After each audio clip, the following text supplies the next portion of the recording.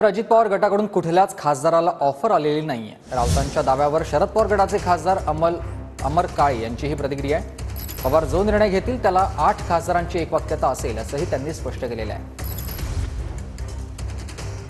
राऊत साहेब हे कुठल्या आधारावर बोलतात हे त्यांना माहीत. आता शिवसेनेपेक्षा जर त्यांना जास्त माहिती राष्ट्रवादीची असेल तर खरं एक चिंतनाचा विषय आहे. परंतु या निमित्तानं मी आपल्याला सांगू इच्छितो की स्वतः अजित पवार गटांकडनं किंवा अजित पवारांच्या राष्ट्रवादीकडनं सुद्धा अशा पद्धतीचं कुठलंच प्रपोजल हे आमच्यापैकी कुठल्याही खासदाराला अद्यापपर्यंत आलेलं नाही. पक्षाचा प्रत्येक महत्त्वाचा निर्णय हे पवारसाहेब घेतील आणि पवारसाहेब जो निर्णय घेतील आता त्या संदर्भामध्ये आमच्या 8 लोकांची एकवाक्यता राहील. 5 खासदार फोडा मग तुम्हाला मंत्रिपद देऊ, याला ही माहिती कोण देते?